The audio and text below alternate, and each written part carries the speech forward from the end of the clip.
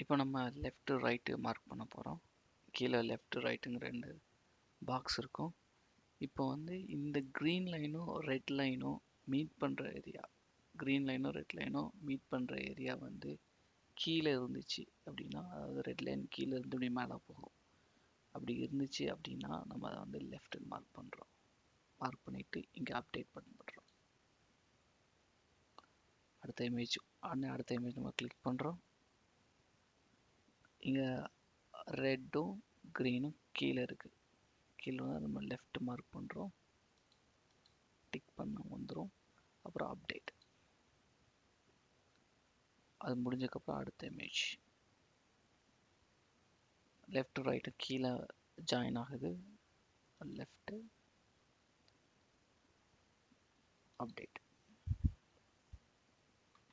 இந்த இமேஜும் அடுத்த image select பண்ணுறோம். ஓகே, இந்த இமேஜ் வந்து லெஃப்ட்டும் ரைட்டும் மேலே ஜாயின் ஆகுது. நம்ம ரைட் ஹேண்டை நீங்கள் உங்கள் ரைட் ஹேண்டே பார்த்தோன்னா இப்படி மேலே ஜாயின் பண்ணுற மாதிரி இருக்கும்.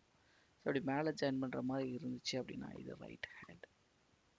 ரொம்ப முக்கியம். லெஃப்ட்னா கீழேருந்து வரும், ரைட்னா மேலேருந்து கீழே வரும். Thread line.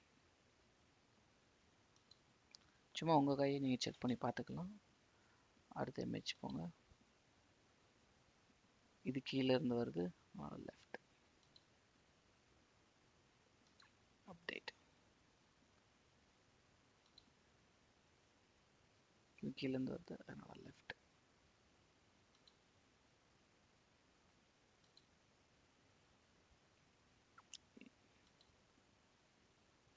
இதுவும் கீழே இருந்து வருது, அதனால லெஃப்ட்.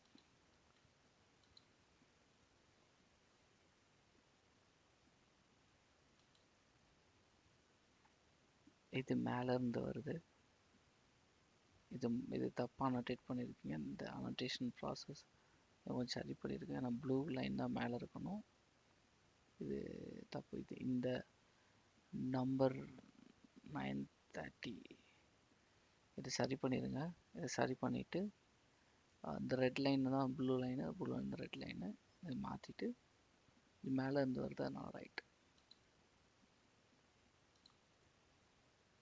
அவ்வளோதான்.